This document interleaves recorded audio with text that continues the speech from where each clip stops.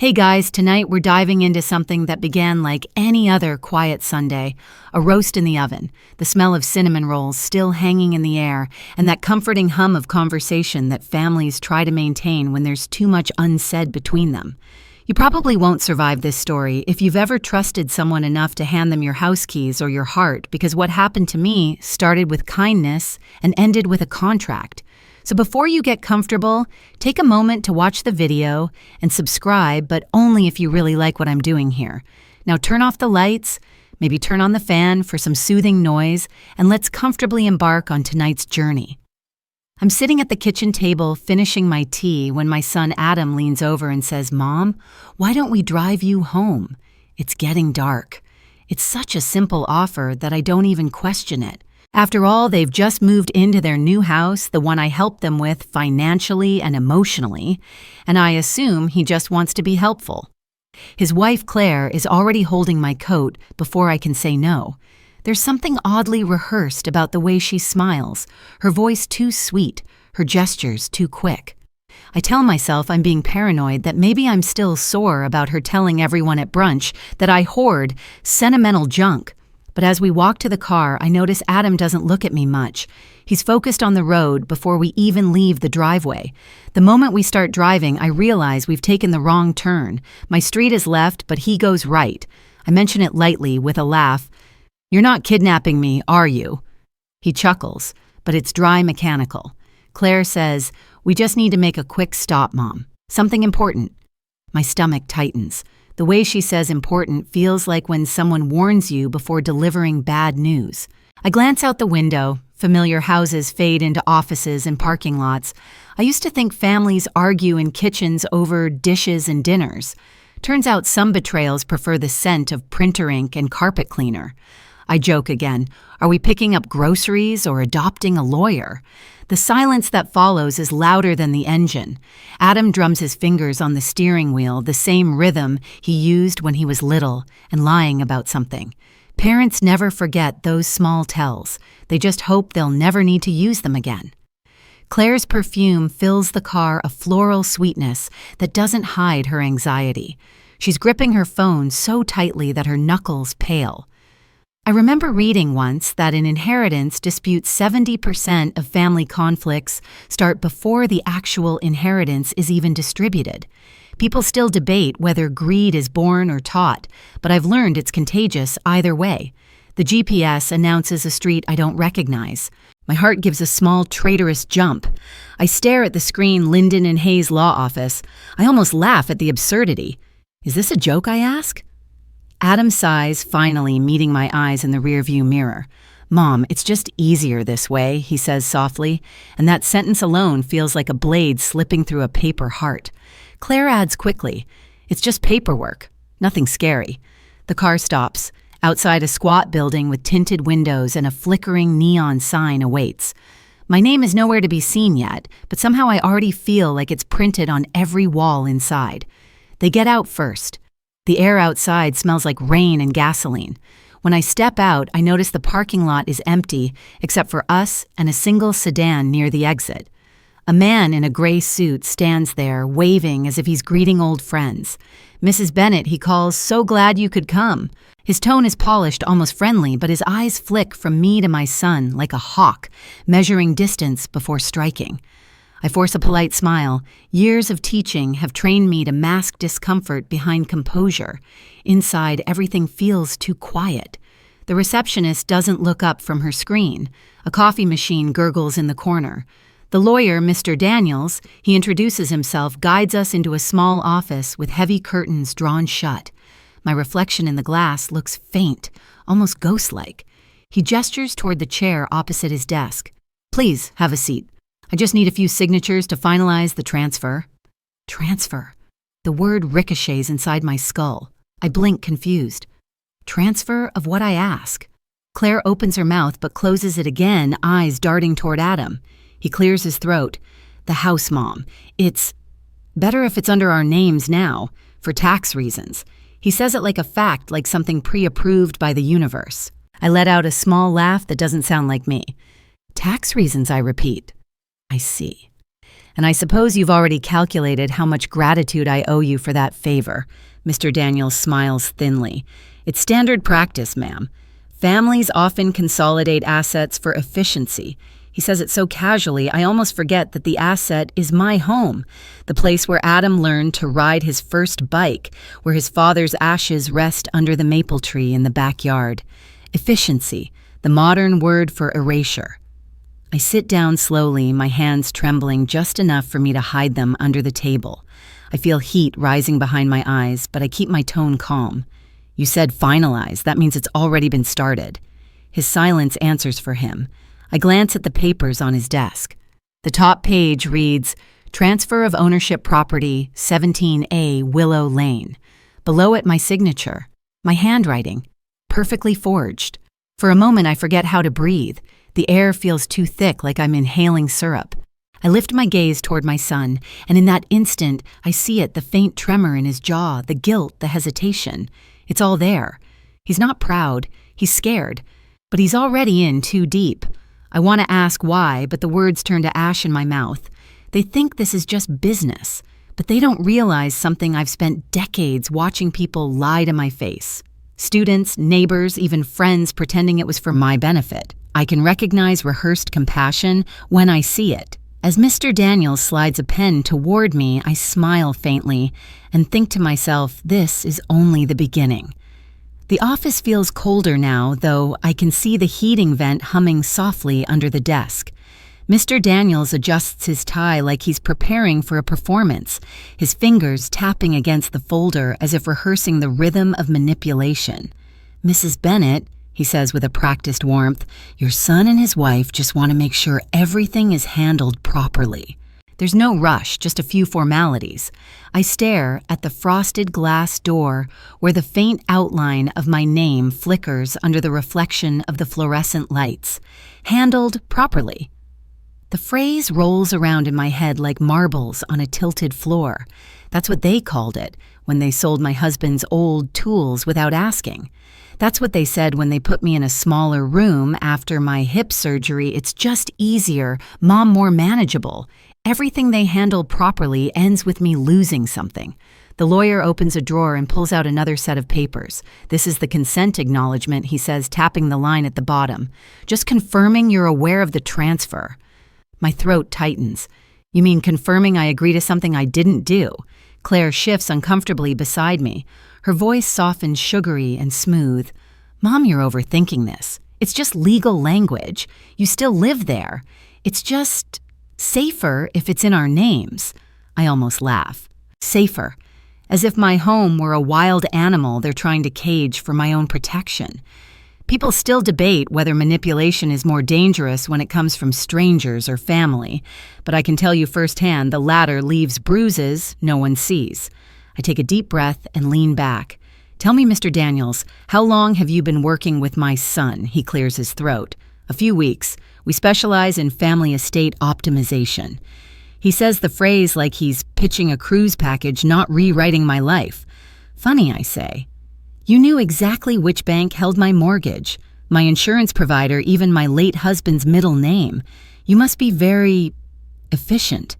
He hesitates. We do our research. Of course they do.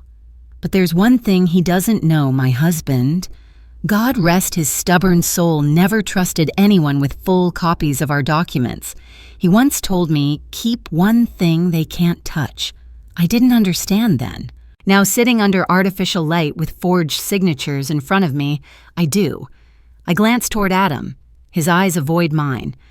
I remember the boy who used to draw little houses with stick figures inside, always 3 of them, always smiling.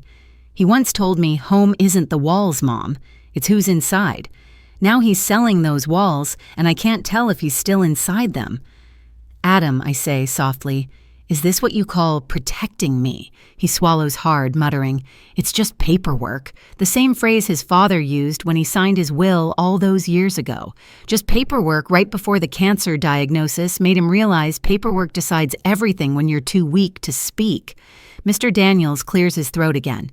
If you're uncomfortable, Mrs. Bennett, we can schedule another meeting. But legally, the process has already begun. Undoing it might be complicated. The word complicated drips like poison. It's the lawyer's polite way of saying impossible. My instinct screams to walk out, but curiosity, the same curse that's guided me through every mistake, keeps me seated. I want to know how deep this goes. Claire, sensing my hesitation, leans closer. Her perfume is overwhelming now, a floral mask over fear. "You can trust us," she says. "This is for everyone's benefit." I tilt my head. "And what benefit is that, dear? Yours, mine, or the lawyer's?" She flinches, then forces a smile that doesn't reach her eyes. "You'll thank us later." It's strange how people promise gratitude before stealing from you. It's like they want to pre-forgive themselves. When Mr. Daniels excuses himself to grab one more form, I glance around the office. The framed certificates, the fake plants, the clock ticking too fast. My reflection in the window stares back, small, older, but unbroken.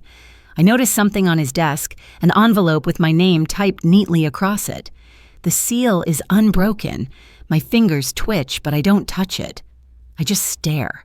There's something about seeing your name in someone else's possession that feels like standing over your own grave.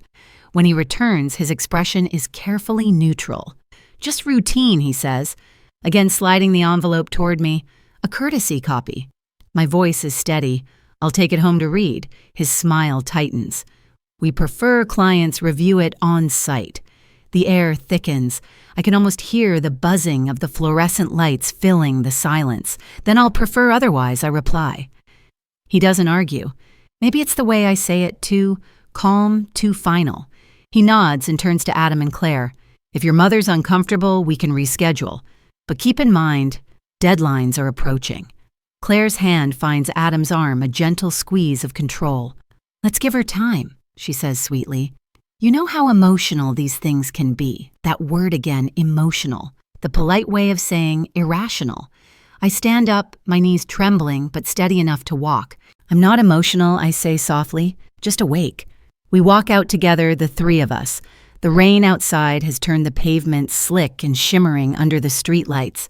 The air smells like iron and wet paper. Adam opens the car door for me, but I pause. "You two go ahead," I say. "I'll take a cab."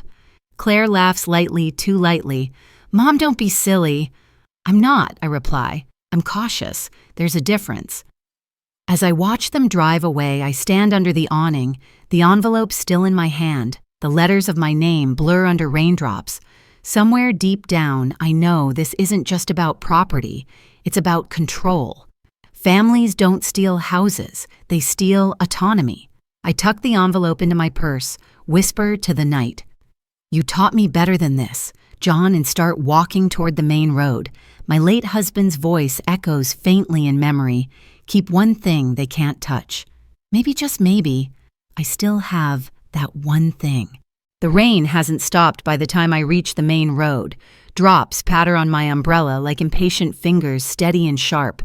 I wave down a taxi and sink into the back seat, the smell of damp leather and peppermint air freshener oddly comforting. As the car pulls away from the curb, I glance down at the envelope still in my lap. My name, Eleanor Bennett, looks foreign printed in that stiff corporate font. I trace it with my finger, wondering what version of me they've put inside. Obedient mother, forgetful widow, legally expendable woman. The driver, a man with kind eyes and an accent I can't place, asks if I'm all right. "Yes," I say automatically, "just taking the long way home." It's funny how lies slip out more easily when you're trying to protect the truth. When I get home, the house feels different. Not haunted exactly, just inspected, as if someone had come through earlier and measured the walls, deciding what they were worth. I lock the door and make tea my evening ritual of sanity. Steam curls into the air, carrying that faint bergamot scent my husband loved. He used to say tea fixes everything except people. He wasn't wrong. I settle into my armchair and open the envelope. Inside are 3 stapled documents, each more surreal than the last. The first page declares me a willing transferor. The second lists my voluntary acknowledgement witnessed by Mr. Daniels. The third, a notarized statement with a date from 3 weeks ago. 3 weeks. That's when Adam visited alone, bringing soup and helping me sort through old bills. My hands tremble as I realize it might have been that day he found the spare keys to my filing cabinet. There's something almost surgical about betrayal when it's premeditated. Clean, precise, no blood, just paperwork. I read each line until my eyes ache. And then I spotted one tiny inconsistency.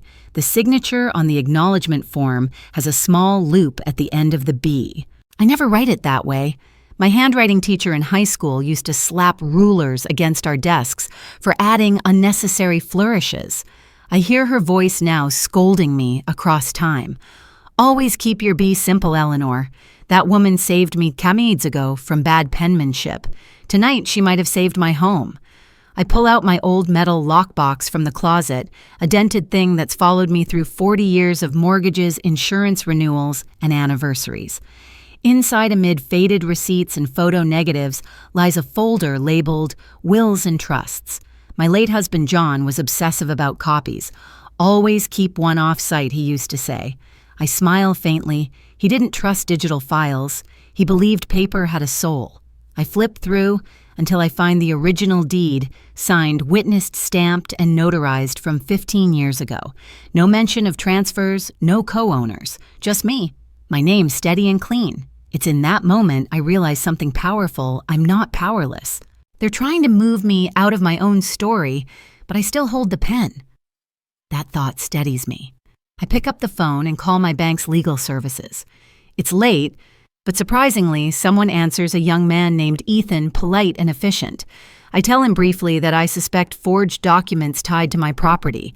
He promises to flag the account for review. Before hanging up, he hesitates. Mrs. Bennett, this happens more often than people think. Usually family. His tone softens. If you need recommendations for an independent lawyer, I can send you some. I thank him, and when he emails the list a few minutes later, one name jumps out. Mary Ann Rhodes. The name stirs a faint memory. I realize she's the one who worked with John years ago on his first will, the one we thought had been replaced. A small hope flickers. Maybe she still remembers us. I call the number. It rings 6 times before a raspy, steady voice answers Rhodes' law office. I introduce myself, explaining quickly what's happened. There's a pause on the other end. Eleanor Bennett, John's wife, she asks. Yes. Her sigh sounds like recognition laced with pity. I wondered when someone would call. "Hey, come by tomorrow morning. Bring everything." That night's sleep won't come easily. Every creak of the house feels like a warning. I keep replaying the afternoon, Adam's eyes, Claire's soft tone, Mr. Daniel's careful diction. The betrayal isn't the part that hurts most. It's the choreography. The way they planned it together, rehearsed their lines, smiled at the right moments. That kind of deceit takes effort. It's almost professional. People still debate whether betrayal is spontaneous or strategic, but I think it depends on how much someone stands to gain. Sometime past midnight, I walk into the living room. The clock ticks softly. I touch the piano John restored for me years ago. One key still sticks, the middle C. I should have listened, I whisper. He'd warned me once about Adam's dependence on Claire's influence. She wants control, Ellie, he'd said, and control doesn't stop when it gets what it wants. It just changes shape. Back then, I thought he was being cynical. Now I know he was being prophetic. Morning comes heavy and gray. I pack the envelope, the forged papers, and John's original deed into my tote bag. Before leaving, I pause by the window. Across the street, Adam's car is parked engine off. He's sitting inside looking down at his phone. When he sees me, he quickly drives away. My chest tightens, but not with fear, with clarity. He's watching to make sure I comply. Maybe he thinks I'll give up, sign quietly, and fade into gratitude. He's wrong. By the time I reach Marianne's office, the clouds have started to lift. Her office is nothing like Daniel's. No sleek furniture, no fake plants, just stacks of files and the smell of lemon polish. She greets me with a warm handshake and kind eyes. Let's start from the beginning, she says. I hand her the envelope and the forged documents. She examines them in silence, then nods slowly. Classic coercive transfer attempt, she murmurs. And Daniel's, yes, I've heard his name. He's been on several questionable cases. What happens now, I ask. She smiles faintly. We build a wall around your assets, a legal wall, and we make sure no one climbs over it again. She leans forward. Do you still have access to the original trust your husband filed before his illness? My breath catches. You mean the first one? Yes, she says. If it was never nullified, it still stands. I think of the safety deposit box key tucked in my jewelry drawer, the one John told me to never throw away even if it looks useless. Suddenly, the pieces start aligning. Maybe this story isn't about what they took from me, but what they didn't know I still had. I leave Marianne's office with a strange mix of fear and fire in my chest. The clouds have parted, sunlight flickers through the trees, but nothing feels normal anymore. Every passing car looks suspicious. Every glance feels calculated. Betrayal changes your eyes. You start seeing everything through a lens of suspicion, even your own reflection. I stop at a small cafe down the street, order black coffee and sit by the window. My fingers trace the rim of the cup as I replay Marianne's words. If it was never nullified, it still stands. The phrase echoes like a heartbeat. If John's first trust is still valid, then everything Daniels and my son tried to pull becomes legally irrelevant. That thought tastes sweeter than any sugar I could stir into my drink. But I also know the secrets don't survive long when lawyers are involved. If I've got an ace up my sleeve, I'll need to protect it before they even realize it exists. I grab my purse and head home, the city around me alive with that weekday buzz that makes you feel invisible. It's comforting in a way. I pass shop windows, people rushing with coffees, kids tugging on backpacks. All of them with lives to live, none aware that mine just tilted off its axis. When I get home, the first thing I notice is the mailbox flagged down, but I didn't send any mail. My heart jumps. Inside there's a manila envelope with no return address, only a typed label, attention property file, Willow Lane. I bring it inside, locking the door behind me. The paper is slightly damp from the drizzle. I open it carefully, half expecting another trap. Inside a single sheet, a notice of power of attorney naming my son Adam as acting representative for health and financial decisions in my stead, dated a month ago. Signed, again, by me. I sink onto the couch, the paper trembling in my hand. They're getting bold, I whisper. This isn't just about the house anymore, it's about control. About stripping away my ability to even say no. Somewhere, Mr. Daniels is already setting the next stage, probably smiling that practice smile while explaining to my son how streamlining legal authority benefits everyone. Families always use the same excuse for betrayal: efficiency, safety, love. Those words are the wrapping paper for deceit. I dial Marianne immediately and tell her about the new document. Her tone darkens. They're moving fast, she says. If they file that, they can make financial decisions in your name within days. You need to revoke it now. I feel a cold weight press down on my chest. How go to the courthouse? She replies firmly. Request a revocation of power of attorney form. Bring your ID and file it today. I'll send an affidavit to reinforce it. She pauses, then adds softly, and Eleanor, don't go alone if you can help it. That last part lingers long after we hang up. Don't go alone. But who would I trust to go with me? My circle has shrunk over the years. Friends gone, neighbors moved, church, acquaintances too polite to pry. Then I remember my late husband's old friend Harold, who used to manage his estate papers decades ago, a widower like me loyal to John to the very end. I call him, explain the situation. He doesn't hesitate. I'll drive you, he says. They won't pull anything if there's a witness. We meet an hour later outside the courthouse. Harold looks older, thinner, but his handshake still feels like granite. You always said John prepared for everything he says as we walk in. Looks like he was right again. The courthouse smells of disinfectant and bureaucracy. I fill out the forms under the hum of fluorescent lights, each line feeling like a lifeline. When I hand the papers to the clerk, she stamps them and slides them back across the counter. You're protected now, she says kindly. I nod, though I know protection is temporary when the enemy sleeps in your family tree. As we step outside, Harold glances at me. You should check that box, Ellie. I frown. What box? He nods toward the emergency contact section on the form. Don't leave it blank. Choose someone you can trust. I hesitate, pen hovering over the paper. For a moment I think of Adam. My hand trembles, then moves away. Instead, I write Harold Jacobs. When I look up, he's smiling faintly. "Guess I'm back on duty," he says.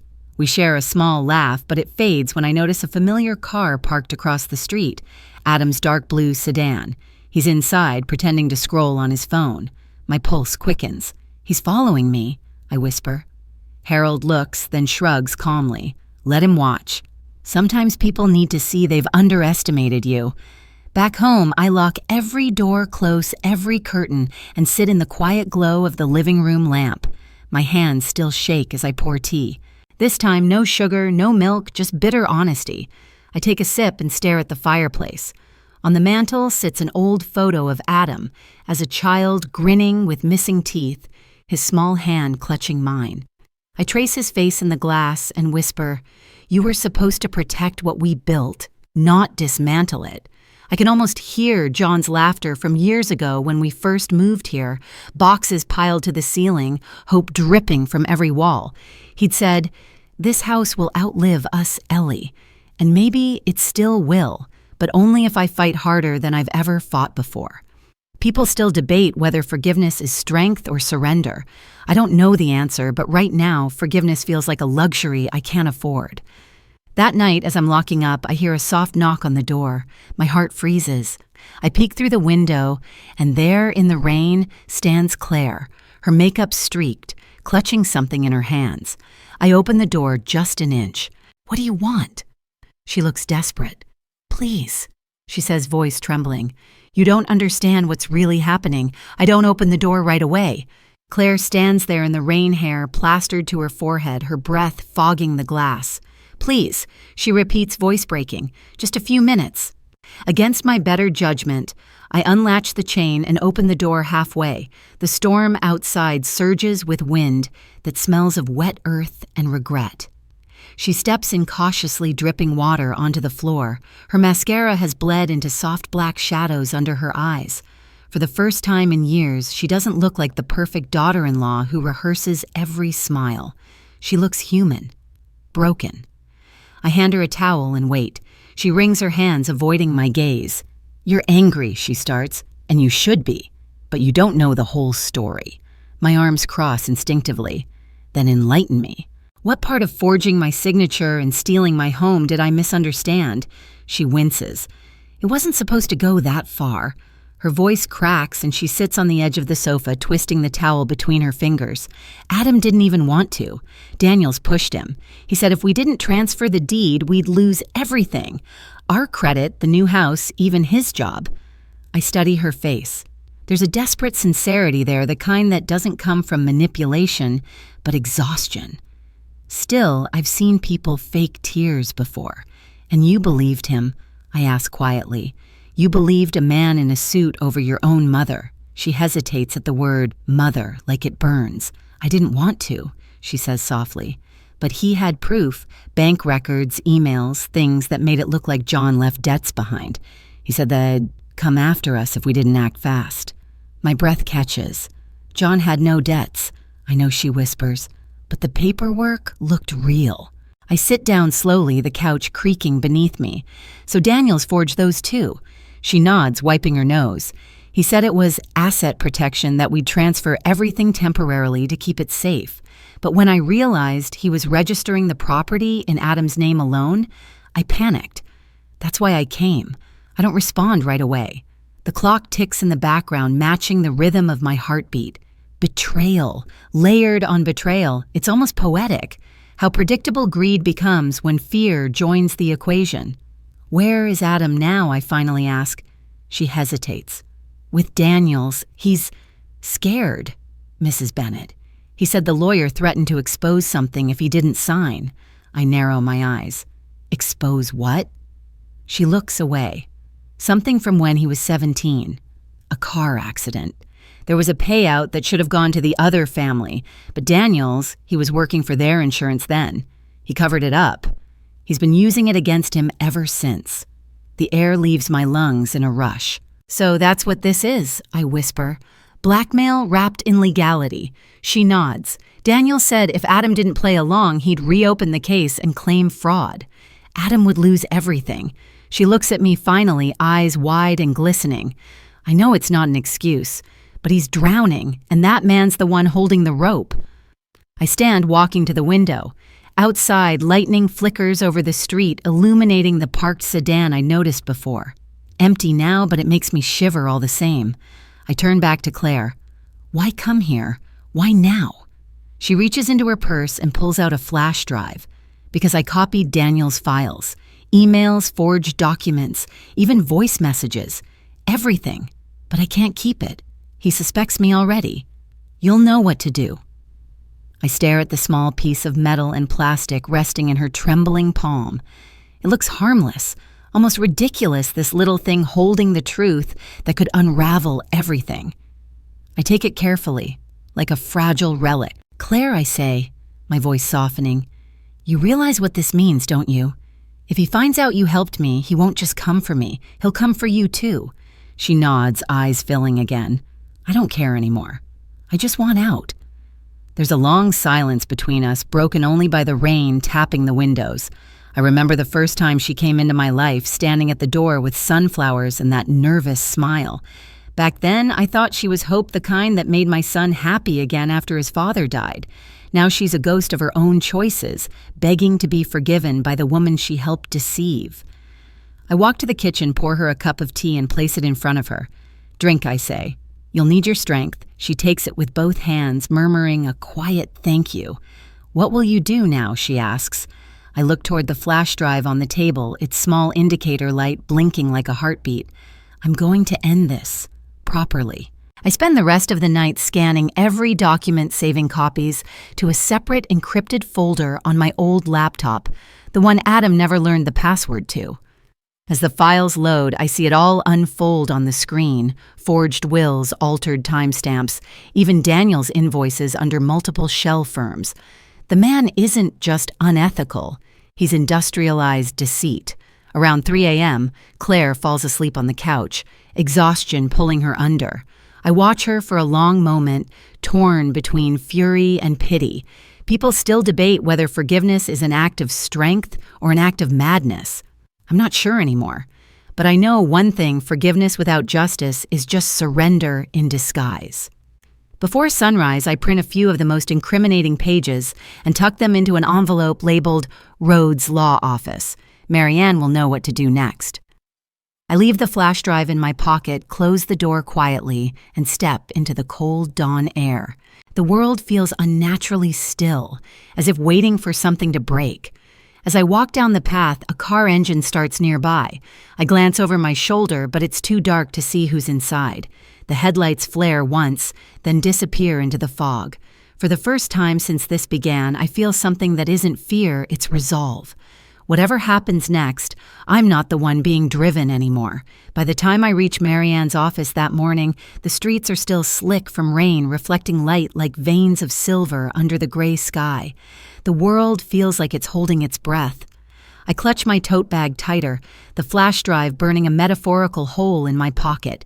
Inside, Marianne greets me with the same calm that feels almost like armor. "You look like you haven't slept," she says softly. "You're right," I answer, "but I found something that might wake the whole town." I place the envelope on her desk and hand her the drive. That's everything Daniels has been hiding. Emails, voice notes, client records, and forged paperwork, lots of it. Her eyes narrow slightly, not in suspicion, but in focus. "You copied all this yourself?" "Yes," I reply. "Claire gave it to me. She's scared for her life, but she's not lying. You'll see." She plugs the drive into her computer, and the screen fills with folders. Each one labeled methodically, Client A, Property Transfer Internal. Marianne clicks through her lips, thinning with each new discovery. "This is worse than I thought," she murmurs. "He's been orchestrating these fraudulent transfers for years, mostly targeting elderly clients with adult children ripe for coercion." She shakes her head, disgusted. "He makes them look complicit, so if anyone questions it, the family tears itself apart before the truth ever surfaces." Hearing that makes my stomach twist. "So it wasn't just me," I say quietly. "No," she says. "You're just one of many. But you might be the one who can expose him." She scrolls further until a name catches her attention. "Wait, look at this." She clicks open a folder titled J. Bennett Estate. My late husband's name stares back at me in cold black type. Inside scanned documents labeled Debt, Consolidation Agreement Revised, Will and Trust Nullification. My breath catches. He forged John's trust too. He tried, Marianne says grimly, but there's one thing that doesn't match. He used a notary stamp that wasn't active until 2 years after John's passing. She turns to me with a small, victorious smile. He got sloppy. That word sloppy becomes my lifeline. It means he can be beaten. Marianne sits back, eyes sharp. Eleanor, listen carefully. I can build a case, but we'll need witnesses. Claire's testimony helps, but Adam... She trails off, and I know what she's thinking. He won't talk, I say. Not yet. Then we make him, she says simply. Daniels is blackmailing him, remember? We expose the leverage and we free him. I nod slowly. I still have that key, I whisper. Marianne frowns. What key? The one John gave me years ago, to the safety deposit box. Her eyebrows lift. That could contain the original trust. It's in my jewelry drawer, I say. But if Daniels knows I'm working with you, then we move fast, she interrupts. Meet me back here this afternoon. Bring the box contents, but make sure no one follows you. Leaving her office feels like stepping into the middle of a spy film I never signed up for. The city noise hits me. Car horns, chatter, footsteps, but my senses are sharp now, every detail heightened by adrenaline. I grab a cab and head straight home, eyes flicking constantly to the mirror. Every time a blue sedan appears behind us, my pulse jumps. I tell the driver to take 3 extra turns before pulling up a block away from my house. Inside, the air feels heavy again, like it's holding secrets. I go to the bedroom, open the jewelry drawer, and pull out the tiny brass key worn smooth from years of hiding. On the back, faintly engraved, are the letters SDB 147. My heart pounds. John always said that box was for emergencies only. If this doesn't count, nothing does. Before I can leave, I hear the crunch of tires on the gravel outside. I peek through the blinds. A black car different from Adams Park's across the street. 2 men sit inside, both in dark suits. My breath freezes. They're not police, not neighbors. I grab my coat, slip the key into my pocket, and exit through the back door, heart racing. The alley behind my house opens into the next street where I blend in with a group of office workers heading toward the metro. I move quickly, keeping my head low. For the first time in years, I feel like prey. At the bank, the clerk greets me with polite professionalism, but when I hand him the key and my ID, his smile fades slightly. It's been a while since this box was accessed, he says. Last activity was... He checks his screen 15 years ago. That sounds right, I say softly. He escorts me to the vault, the air-conditioned chill wrapping around me. The box slides open with a metallic sigh. Inside, neatly arranged, are several sealed envelopes and one thick folder labeled Trust Revision, Private. I lift them carefully. Beneath a small velvet pouch, I open it to find a gold locket containing a photograph John holding baby Adam in front of the house, both smiling. The sight nearly undoes me. I bring everything to Marianne's office as promised. She examines each document like a surgeon in an operating theater. This is it, she whispers. The real trust. The original stamp, witnesses, and clauses intact. It explicitly states that the property cannot be transferred without your notarized consent verified in person. She leans back, exhaling. Daniel's entire case collapses under this. I want to cry, but I don't. Relief comes not as tears, but as a strange stillness, like a deep exhale after years of holding my breath. So what happens now, I ask? Now she says we make it public. She drafts a motion to file with the local probate court attaching digital copies of the original trust and Daniel's forgeries. But before she submits, she pauses. We'll need protection. He'll know we're coming after him. I nod. I'll handle myself. Eleanor, she says gently, you're brave, but don't underestimate desperate men. He's got too much to lose. I head home before dusk. The rain has stopped, but puddles glitter like tiny mirrors across the street. I'm halfway up my porch steps when I see an envelope taped to the front door. My name again typed. Inside, a single photo of me and Marianne sitting in her office, time-stamped that morning. No note, just proof that I'm being watched. My blood runs cold. I step inside, lock the door, and sit down in the hallway, the photo trembling in my hand. They know. Of course they do. Daniels has resources. He's not just a lawyer. He's a puppeteer pulling invisible strings. I feel anger rising inside me, not fear this time, but pure defiance. I grab my phone and call Adam. He answers on the third ring, voice low. "Mom, we need to talk," I say sharply. "Now." "I can't," he whispers. "He's here." My heart skips. "Who's there, Daniels? He's been at the house all afternoon. He says his voice cracks. He says if I don't bring him what you have, he'll ruin me." I take a slow breath. "Adam," I say quietly, "listen to me. You can't keep covering for him. You'll lose everything, your home, your freedom, your soul. I have proof that he's been using you, but I can't protect you if you stay silent." There's a pause, a sniffle, then a whisper. "Where are you home?" I reply. "But don't come. Not yet." I hang up and pace the living room. I know what comes next. Cornered men always lash out. I double-check the locks, pull the curtains, and leave a small light on near the window. It's almost midnight when my phone buzzes again. A text from an unknown number. "You should have signed when you had the chance." I delete it immediately, heart thudding. Then another message follows. "You won't make it to court." I don't sleep that night. Instead, I sit by the window watching the shadows move across my yard, waiting for morning, and maybe for justice. Because now this isn't just about saving my house. It's about taking back my name.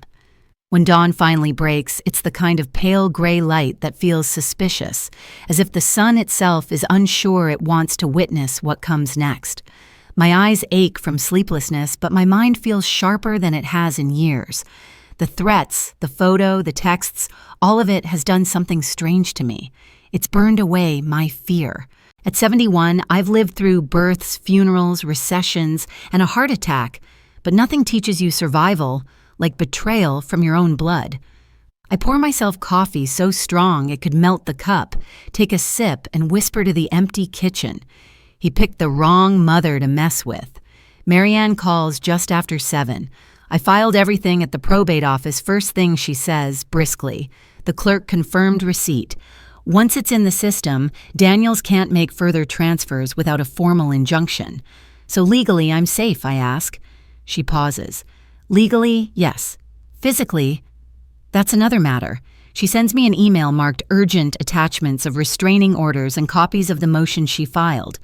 Then her voice lowers. "Eleanor, be careful today. I think you should stay somewhere else for a few nights." I glance around the house at the photographs on the walls, at the piano, at John's urn by the window. "No," I say firmly. "I'm not leaving my home again. They've taken enough already." After we hang up, I open her email and scroll through the documents.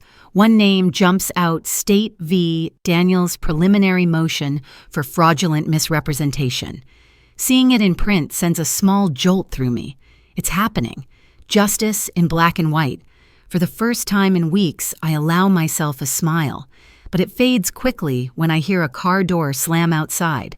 I peek through the blinds at him. Alone.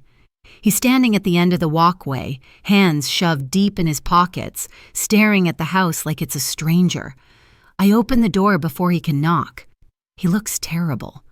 Eyes bloodshot, hair unkempt, his usual crisp confidence replaced by something hollow. "Mom," he says quietly, "we need to talk." I step aside without a word, gesturing him in. He moves slowly, like a man walking into confession. I know everything I tell him before he can start. "Claire came last night. She told me what Daniels has been doing." His head drops. "Then you know I messed up." "Yes," I say simply, "but not beyond repair." He sits on the couch, elbows on knees, and covers his face with his hands. For a moment, I see the boy he used to be, the one who cried after breaking his father's favorite tool, terrified of disappointing him. "He said he'd destroy me," he mutters. "Said he'd make sure I never worked again, that Claire would lose her job, that he had friends in the bank and the courts." He looks up at me, eyes shining. "I was scared, Mom." "I know," I whisper. "But fear doesn't excuse surrender. You let him turn you against your own family." His voice breaks. "I thought I could fix it before you found out. I swear I never wanted to hurt you." I sit beside him, placing a hand on his shoulder. Adam, listen carefully. Marianne has everything. The trust, the forged documents, even his blackmail files. It's over. But we need your statement. You have to testify. His eyes widen. Testify against Daniels, yes. He can't bury this if you speak. You were part of it. You can expose how deep it goes. He stands abruptly pacing. You don't understand. He's dangerous. He's not just some lawyer. He's got people connections. His voice drops to a whisper. He said he knows where Claire is. I feel a chill crawl up my spine. She's safe, I say firmly. She's with someone I trust. It's a lie. Claire's still asleep on the couch upstairs, but it buys time. Adam exhales shakily. If he finds out I talk to you, he already knows, I interrupt. He freezes. What? He sent me a message last night. And a photo. He's watching us both. Adam sinks back down, color draining from his face. Then it's only a matter of time before a loud knock interrupts him. 3 sharp raps. We both flinch. I motion for him to stay quiet. The knocking comes again louder. I peer through the peephole. It's a delivery man holding a small package. No logo, no label. Against my instincts, I open the door a crack. Delivery for Mrs. Bennett, he says, not meeting my eyes. I take the box and close the door quickly. It's light, too light. No return address. Adam watches as I place it on the table. Don't he warns? It could be a threat. It already is, I reply, tearing the tape. Inside, nothing but a single USB drive and a folded note. The note reads, "If you want your son to stay safe, meet me alone. 8 p.m. The place where your husband said goodbye." My pulse spikes. The place where he said goodbye, the hospice center. By the river. Daniels must know everything, even the personal details of John's last days. Adam stands panicked. "You can't go. I have to. I say, this is how men like him operate. They rely on fear. I won't give him that satisfaction. Mom, no." My voice is steady now. I'm ending this tonight. All day I prepare quietly. I scan more copies of the evidence and email them to Marianne with a note. If I don't call by 10 p.m., give this to the police. I tuck a small voice recorder into my coat pocket. My hands tremble only once when I pass John's urn on the mantel. "You'd probably tell me I'm crazy," I whisper, "but you'd also tell me not to let a bully win." At sunset, I drive to the River Hospice. The building is mostly dark now, half abandoned since the new facility opened.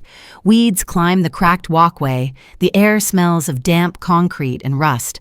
I park a few yards away and step out, clutching the USB drive from the package. Every instinct screams at me to turn back, but I keep walking. Inside, the silence feels heavier than darkness itself. My shoes echo against the linoleum. I make my way to the old room where John spent his final days. The door is slightly ajar, light spilling from within. When I push it open, I see him, Daniels, standing by the window, suit immaculate, smile precise. "Mrs. Bennett," he says smoothly, punctual as ever. My mouth feels dry, but I keep my tone even. "You wanted to see me. Let's get to it." He gestures toward a chair. "Sit. We're civilized people, aren't we?" I remain standing. "What do you want?" He sighs, feigning disappointment. "I want what's mine. The house, the trust, the silence. You're a stubborn woman, but everyone has a price." I meet his gaze coldly. "Not everyone." He tilts his head, smile thinning.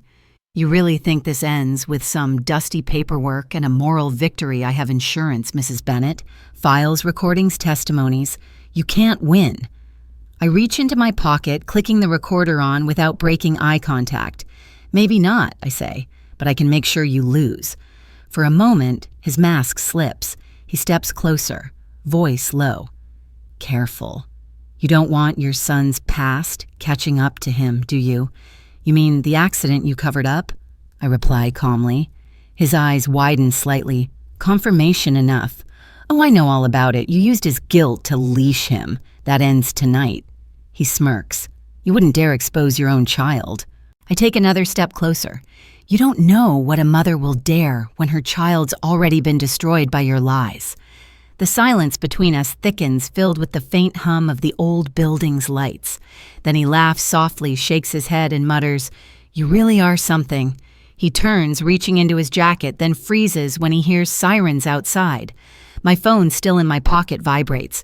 Marianne's voice bursts faintly through the speaker. "Eleanor, stay where you are. Police are on their way." Daniels glares at me, realization dawning. "You called them?" I smile slightly. "No," I whisper. I prepared. He bolts for the side door, but it's too late. The red and blue lights flood the cracked windows. Officers shout commands as they storm in. Within seconds, he's surrounded, his perfect composure finally cracking. I step back, heart pounding, watching as they cuff him. One of the officers nods to me. "We've been after this man for months," he says. "Your lawyer sent us everything." As they lead Daniels out, he looks back at me with a venomous sneer. "You think you won?" I meet his gaze and answer. "I think I started." Outside, the night air feels cleaner somehow. I look up at the sky clouds parting just enough to reveal a sliver of moonlight. Somewhere deep down, I can almost hear John's voice, steady and proud, told you to keep one thing they couldn't touch. For the first time in months, I let out a long, trembling breath and smile. The next morning feels unreal, as if the world is exhaling with me. The headlines come first: local attorney arrested in elder fraud scandal. Then the phone calls begin, neighbors pretending to check in, journalists fishing for quotes, and even a few distant relatives suddenly remembering I exist. I let them all go to voicemail. I'm sitting by the window, holding a mug of lukewarm coffee, staring at the front garden, where the rain has finally washed the dust away. It smells of wet soil and lilac. The ordinary beauty of it hits me so hard that I almost cry. After everything, the lies, the fear, the lawyer's smile, it's still just another morning. But beneath that normalcy, there's something else, the steady rhythm of consequences beginning to unfold. By noon, Marianne calls.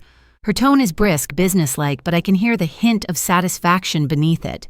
"He's being charged with multiple counts of fraud, coercion, and obstruction," she says. "The police found hard drives in his office, client data, financial accounts, all of it."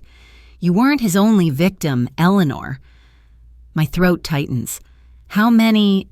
"At least 7 families, maybe more," she replies. "And thanks to your recordings, they'll have enough to build an airtight case." She pauses. "You did good." I don't say anything right away. I just stare out the window at the sunlight breaking through the clouds. For weeks, my life has been a fog of fear and adrenaline, and now that the storm has passed, I feel hollow. Relief isn't as loud as people think. It's quiet. It arrives like a whisper that says you survived, but you'll never be the same. "Adam," I ask finally.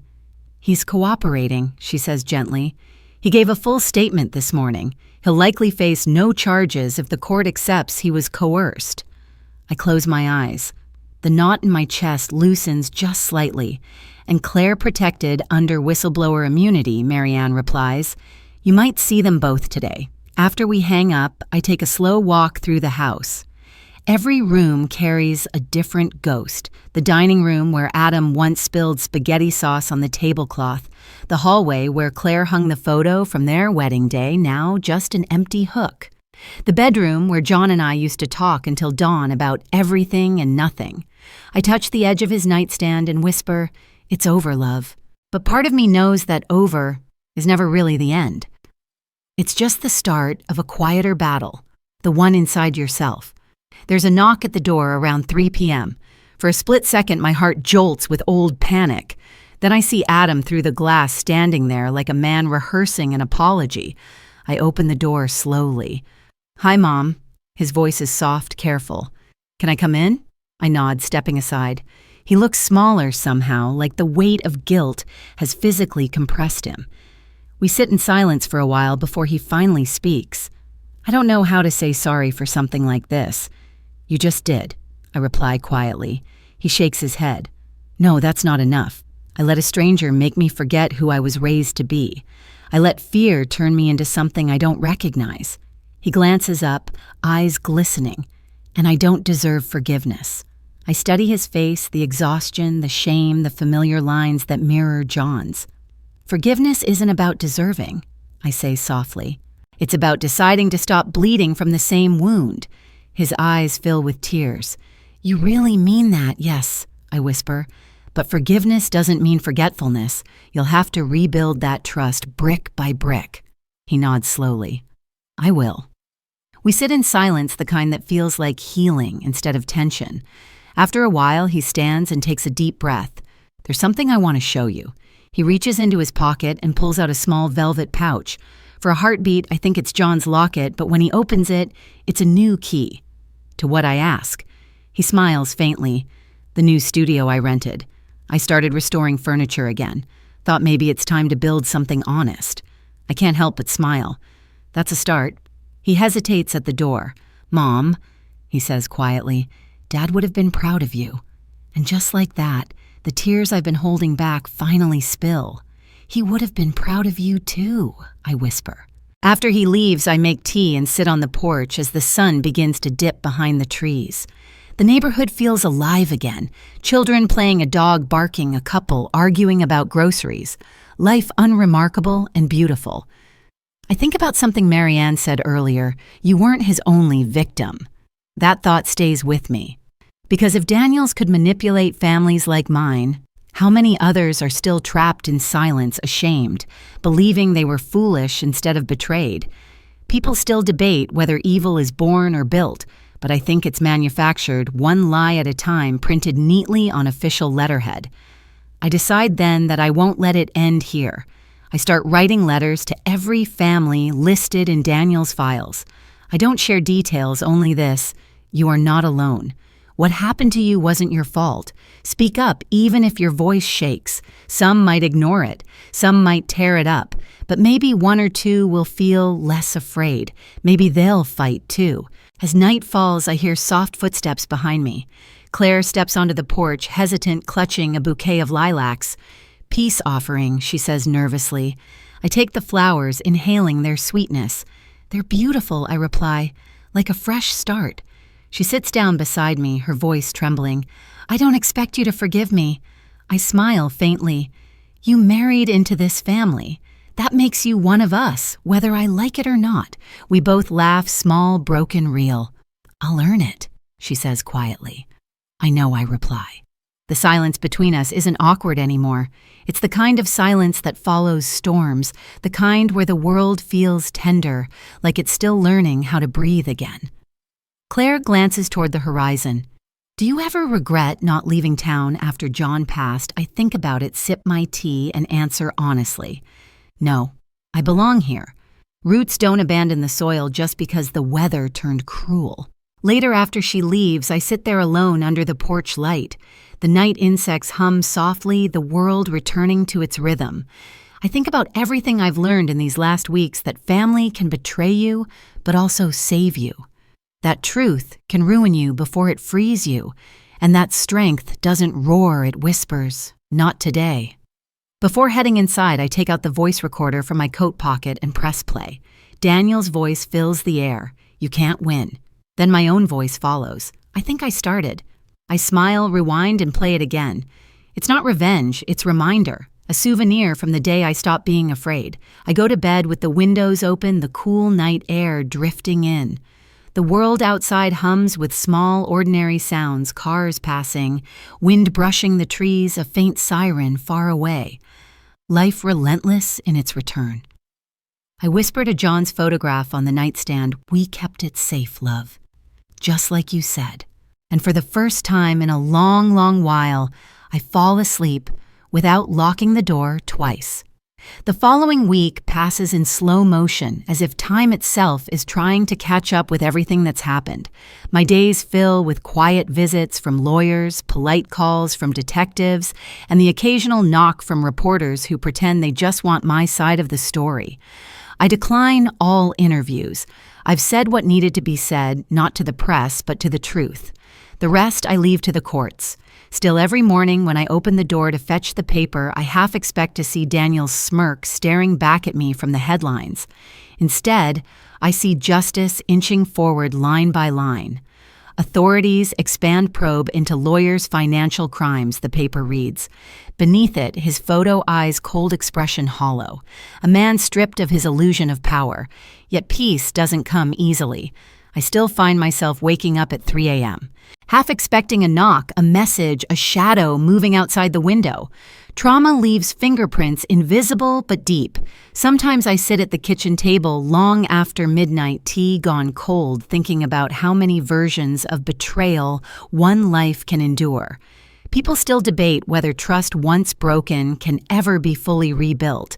I'm starting to think it can, but not in the same shape. Like glass that's been shattered and melted, it becomes something else more fragile, but maybe more beautiful too. Adam visits every few days. Each time he brings something small: groceries, light bulbs, a repaired clock, gestures that feel like silent apologies. I let him, not because I need the help, but because I know he needs the ritual.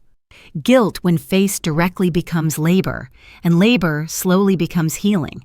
One afternoon, as he fixes the squeaky hinge on the back door, he glances up and says, I can't believe it's over." I shake my head. It's not. Men like Daniel's leave cracks behind. You just have to keep sealing them. He nods, eyes thoughtful. I think I want to help people like us someday. Maybe study law, do it right. I smile. Maybe that's how this ends, then not with punishment, but redemption.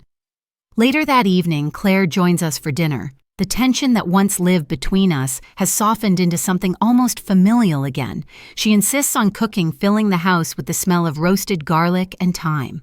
We eat at the same table where this entire mess began, but now the silence feels different, lighter, unafraid. Midway through the meal, Claire looks up suddenly and says, "I found something while cleaning out Daniel's old client box." She slides an envelope across the table. Inside is a small, handwritten note from John, a letter he must have left with his earlier lawyer before Daniel's ever entered our lives. My hands tremble slightly as I unfold it. If you're reading this, Ellie, it means you've had to fight for what's already yours. I hope you didn't lose yourself doing it.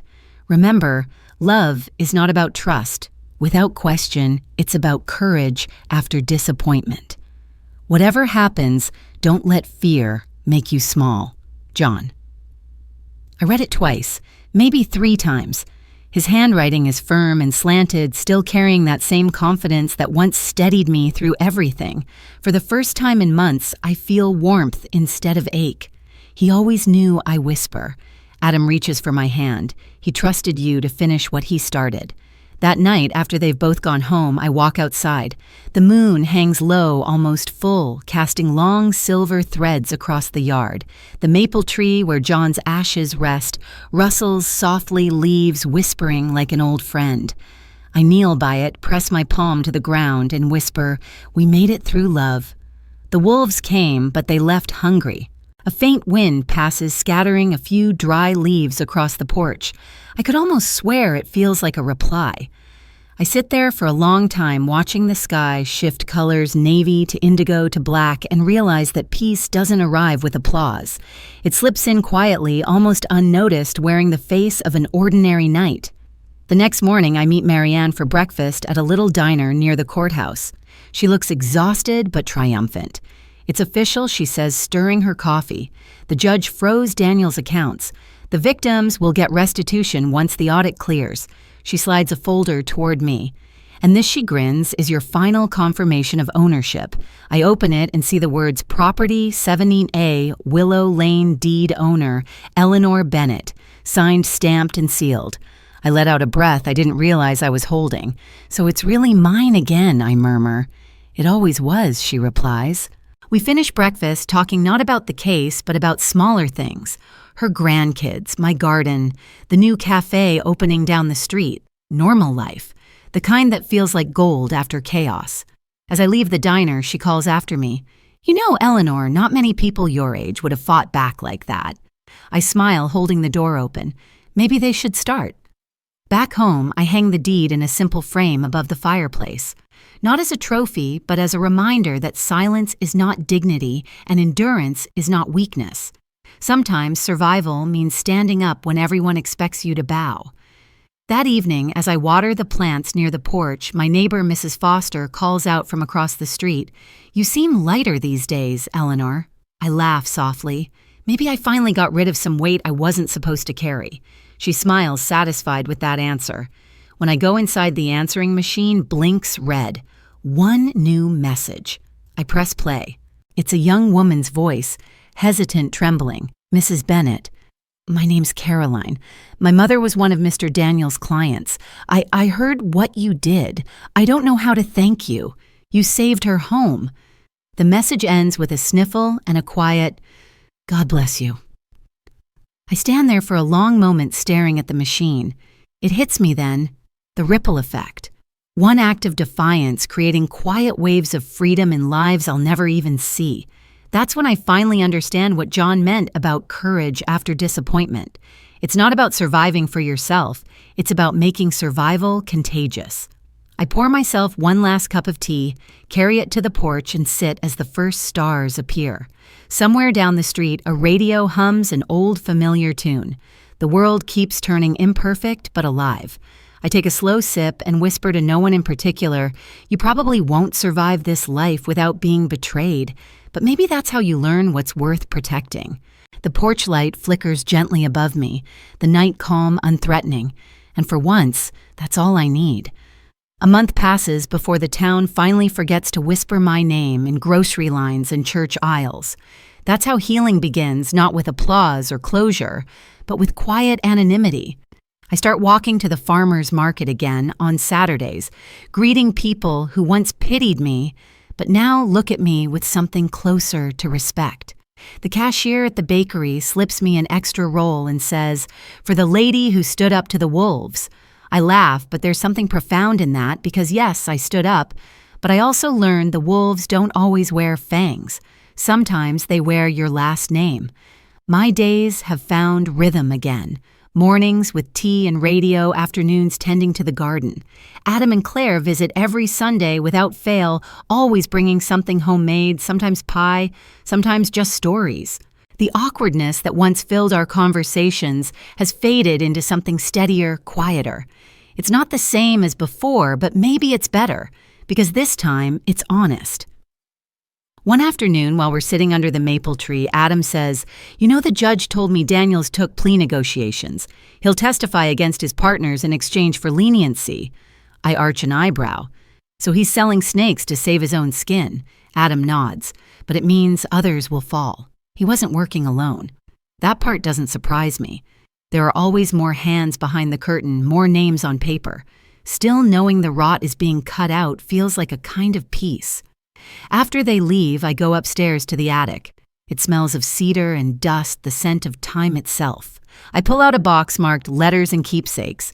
Inside, I find old postcards from vacations, family photos, and one yellowed sheet of paper written by my own mother decades ago. "If the world turns cruel, remember it's not your fault for expecting kindness. It's their loss for abusing it." I fold it carefully and tuck it into my wallet, because somewhere deep inside I still believe in kindness. Cautious, watchful kindness, but kindness nonetheless.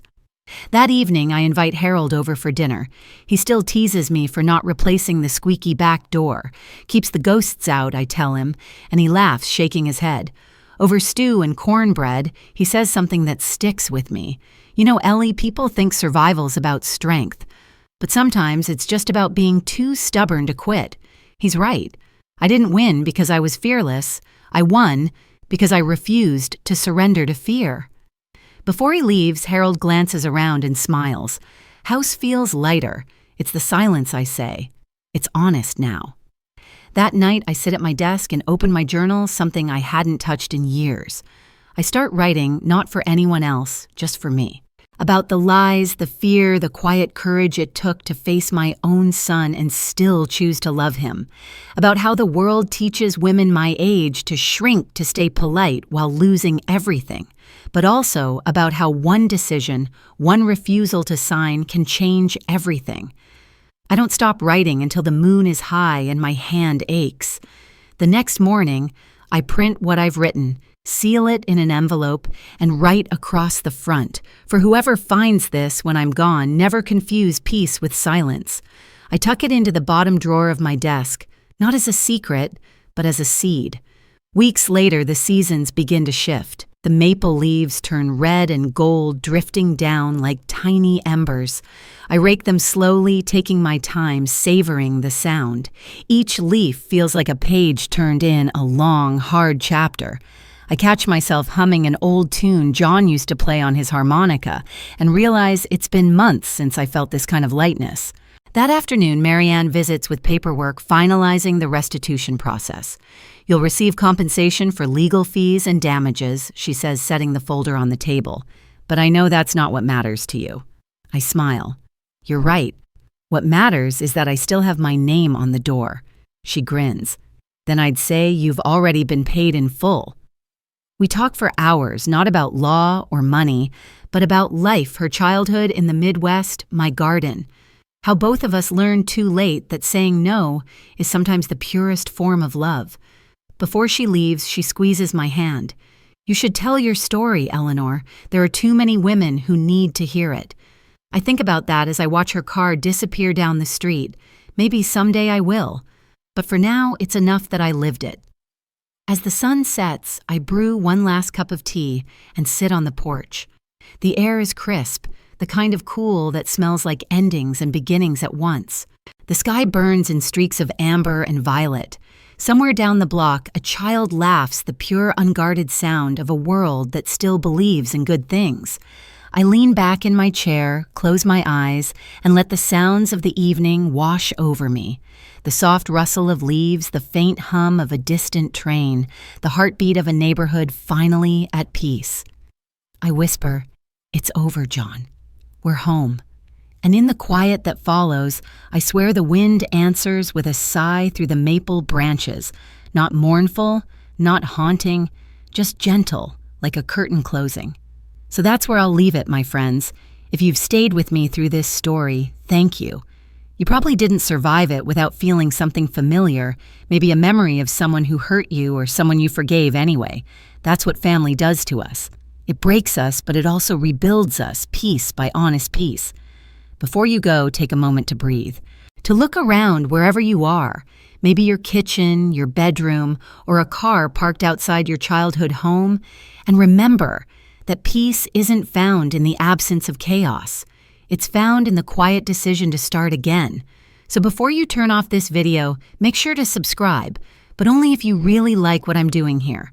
I'll be here again soon, telling stories that hurt a little, but heal a lot. Until then, turn off the lights, maybe turn on the fan for some soothing noise, and let this truth settle in your heart. Sometimes being taken to the lawyer's office is exactly how you learn who you really are. Good night, my friends, and take care of your home, the one built from walls and the one built from love.